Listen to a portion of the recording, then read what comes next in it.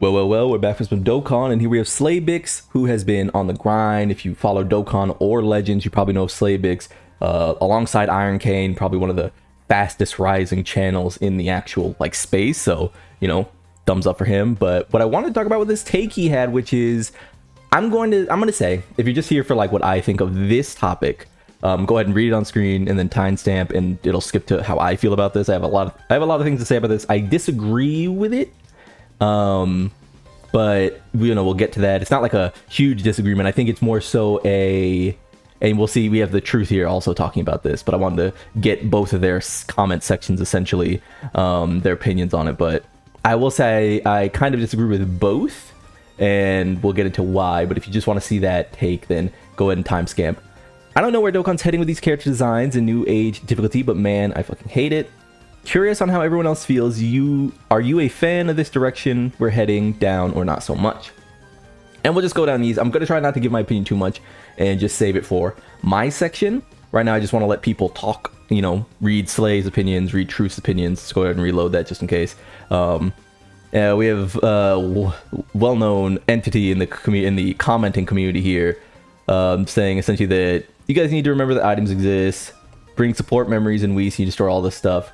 It's true, but that's not really what's being talked about. I'm sure Slay clears that up. I think everyone is aware items exist. Some people prefer to give themselves the extra challenge, and there's nothing wrong with that. Probably all depends on where you stand on the items or a crutch position. Yeah, we don't really need to read too much into this. The thing is, and you know, just doubling down, use an item. The thing is, and I'm not going to get too much into items, whether you use them or not. Sometimes, if I'm just trying to get the stones, I'll pop an item just to get it over with, and then I'll go in there, and you've seen my many screenshots of getting my no item runs. You know, you see, I've posted many screenshots of teams I've used to clear things. You know, I've done runs, no item. I always show at the end that I've no itemed. It is my preferred way to play, but I will say that you can tell that fights are designed around items, right? They are. It's just one of those things that is sort of nebulous in the game. They could make the fights more complicated without them, but by and large, when there's locking, when there's sealing, when there's stunning, when there's this and that, you can tell it's why it's, you know, locked behind items.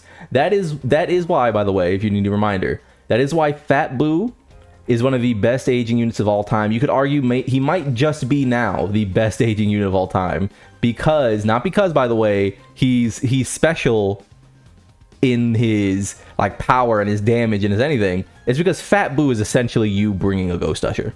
He is. You know what I mean? He's essentially you bringing a Ghost Usher. In a lot of ways, he's you bringing two Ghost Ushers. I like that the units have strengths and weaknesses across different fights. This is not like 2023 where units are made to be dog shit in the AoE fights, but instead where units are extremely effective in certain fights. Top units are still very good across all content, though. Seeing a lot of people mention the diversity of character strength in different stages, my mind must really be stuck on the missions that came with these stages, because I feel like my options have never been more limited. I mean, it just says the missions can definitely be limited, but this is something we've seen every year in Dokkan. Remember the Year 9 Artificial Life Form versus Beast. This is very true. Year 9 Artificial Life Forms, there was just no characters. You waited like a month and a half or something like that. Suddenly, Cell Max showed up. The mission was a joke. It was an absolute joke, right? If you're focused on missions, I say this all the time. I get it. I think Dokkan should do more mission-based content. I think Dokkan should do a lot more mission-based content. I think Dokkan should just put out missions constantly. It's free content. You literally don't have to think about it, and it gives players a challenge run to do, right? That said, if you're just the average player, you don't really have to worry about it. Just, you know, banging out with an item, you know, so be it. The thing is, these categories are always going to be power crept. This is a gotcha, ultimately. Even in games that I've loved or used to love or still love, like Epic 7, you know, power creep is a thing. In Epic 7, you can use any character from any year of the game, but they are still power crept, right? In Dokkan, because the game is simplified, no gear, no, you know, really awakening at all besides just getting them to TUR and SS and LR, it's a little more simplified, so.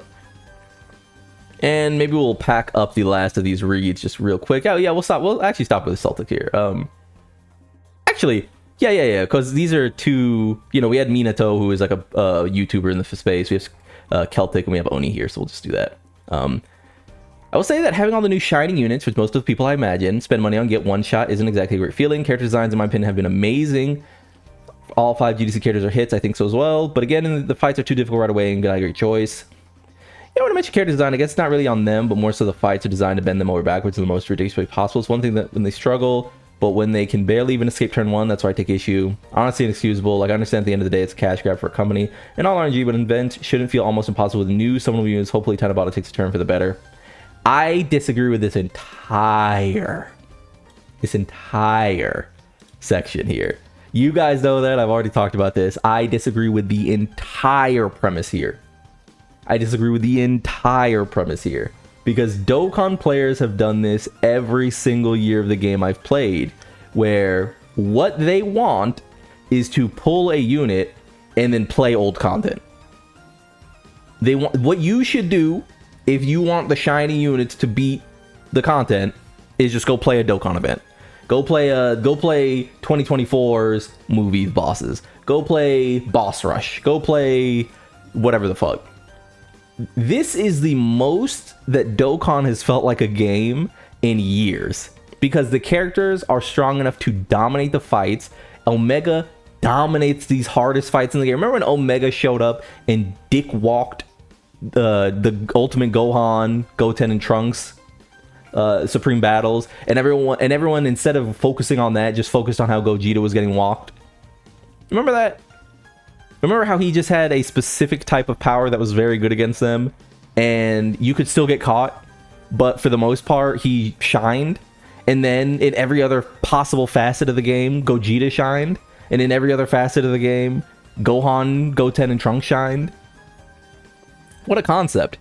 Remember how we're all using Fat Boo again? Because you could strategically place Fat Boo in spots to die alongside Omega Shenron's damage reduction support, and now you can make a decision on when you need him to die so that you can have an extra turn, so you can get the Ghost Usher and essentially 2 Ghost Ushers and all these decisions you're now making.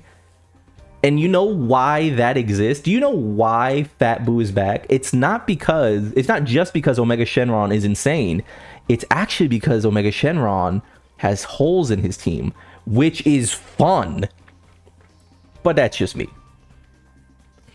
And last 2. I think we're in an interesting spot. I think the difficulty of fights matches the current unit power, but what I also like is how all fights and characters are balanced around different types of stages. There's no one definitive #1 answer to every fight, and it feels challenging. I will say maybe they jumped a bit too far, but relative to the GDC units, it's not too bad. I do think they dropped the ball not balancing more long fights GDC, but who's to say what Tanabata brings? Honestly, what I'd like to see is Dokkan hover around this palo for the next year and build more teams out. Ding, ding, ding. And last one, definitely fan characters have a reason to exist, especially characters who rely on debuffs. Content feels very diverse, rather. Without sacrificing difficulty, the game feels worse when dodge isn't meta, but that isn't really an issue in these new fights, unlike a lot of 10th anniversary. Shh. Hey, don't tell anyone this. Don't tell anyone this, but this is true. This is ridiculously true. People who hate dodge don't know what they're asking for. Because the worst feeling units in the game after about a month after the rose tinted glasses wear off are characters like Beast. I hate to say it. I do hate to say it. You can love Beast. Beast is fun to use, but one of the most boring kit designs that comes out all the time is character who's just the best in every single way and has no flaws or no holes, and there's no reason to pick anyone else. And it really is, man. It makes the game, when Beast dropped, you could auto the hardest stages in the game. Literally go play Legendary Frieza. Literally just go play Legendary Goku. Literally just go play Legendary Vegeta at that point. That's not a game. And here we have True saying, I don't disagree with Slay here. I do think they picked up the pace on Powercreep too fast. It will create an environment that will just simply be unfair and unfun for a lot of players. And I just want to look real quick. Let me see if anything else. Dropping the game, that's pretty crazy. No way characters used to be good for years at a time. I don't believe it. I don't think so. For years, our units trashed new events, especially last time. You could literally auto mode every single stage in the game. It's a nice change, yeah. I think it'll only be an issue if Power Creep continues at the current rate. I'm choosing to believe the current German content is a balancing act to make up for content being so far behind for so many years. All right, here we go. Bing, ding, ding, ding, ding. Rhodey, tapping my nose, Rhodey got it. Let's pause and go over to it. So here we are at the screen that matters. Vegeta releases, carnivals and such release, sure. Gogeta releases, carnivals and such release, sure. The 7s exist, and that's the year. Right? That's the year. That's essentially the year. Are we looking? We're looking at the characters here. This is Dokkan. For 8 months, this has been Dokkan. This Red Zone releases. It's pretty difficult, but gets dog walked by Vegito. This Red Zone releases.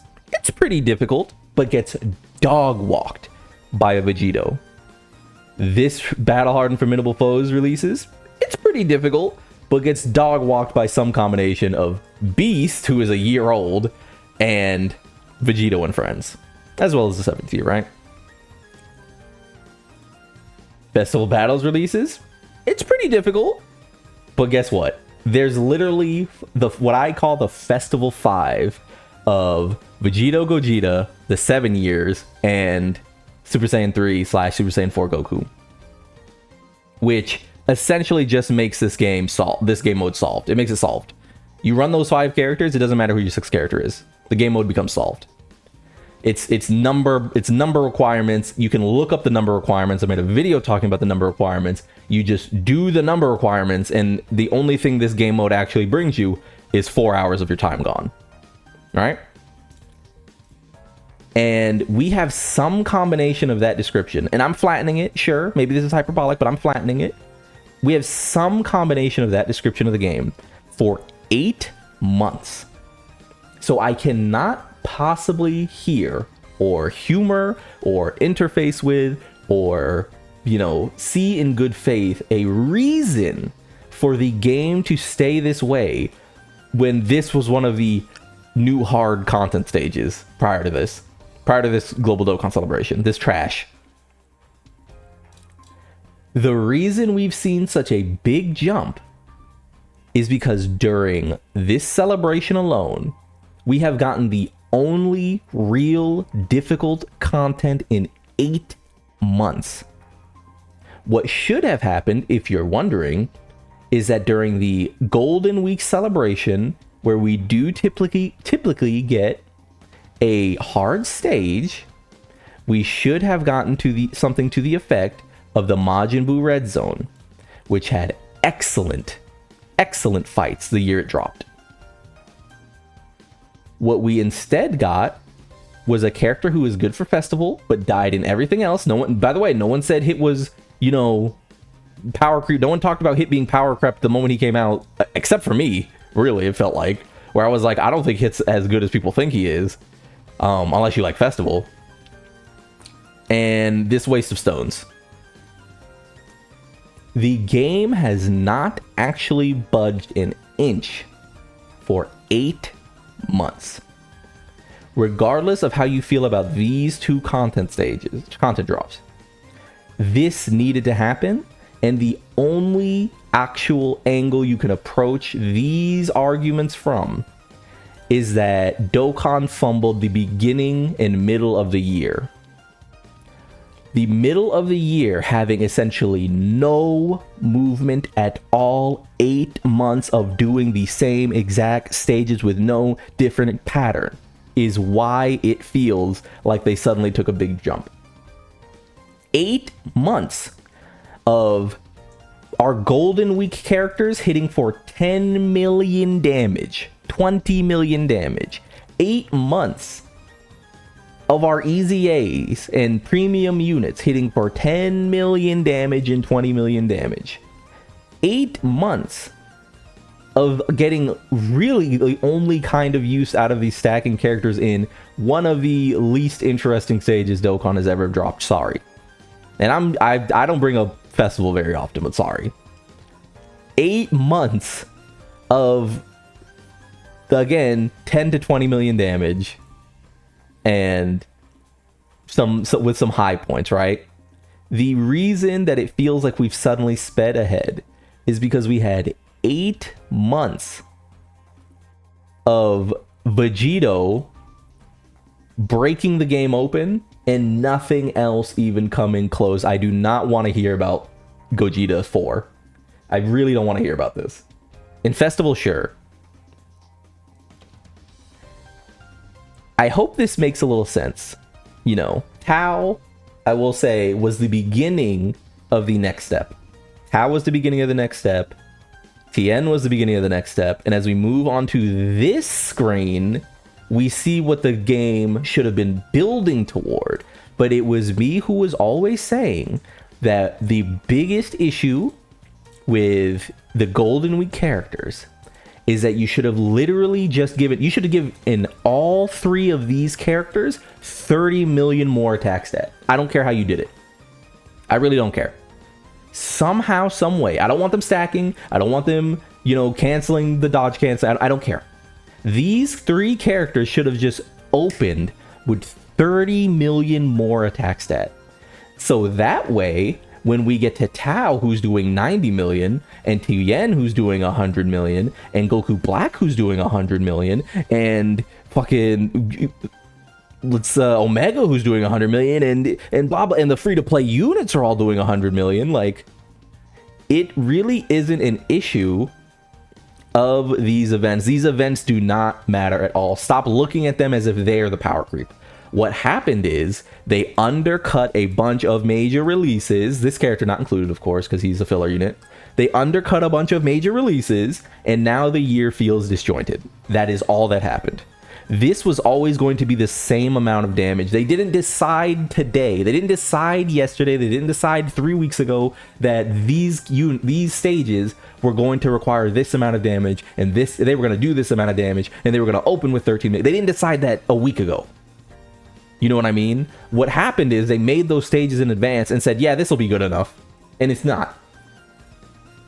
This is a major celebration that we are completely missing from the year.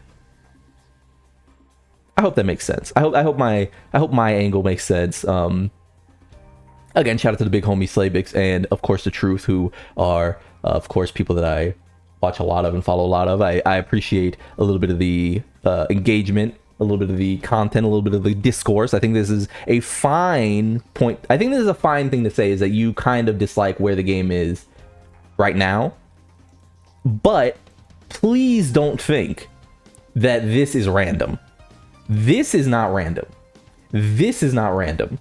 This shit being as bad as it was random. Like, they literally needed to add 30 million more damage to their attack stats. I don't care how they did it. Like, these are unplayably bad characters, genuinely. And if you compare them to where the game has gone, and it's not because they just randomly decided to power creep the game here. It's not. I promise you it's not. It's because they were always weaker than they should have been. They offered no slope towards power. It was literally, we went from, look at this page. We went from months of characters hitting for 10 million, and then Tao was the moment that we started hitting for the next level of content. If these guys literally just went from hitting, went like start of turn hit 20 million, then hit 40 million when they were built up, you wouldn't even notice that Tao hits for 90 million. You wouldn't even notice that Goku Black and, you know, Goku and Vegeta and all these characters hit for 50 million, because it would have been a gradual increase. It's the fumble that makes this obvious, not the actual power creep. Like I said, they've planned all of this out in advance. They don't just like plug the numbers in the night before and then go live. I promise you that. They just fucked up the middle of the year. That's it. So, with all being said though, like if you like the video, subscribe to the club, we all go make it, and peace.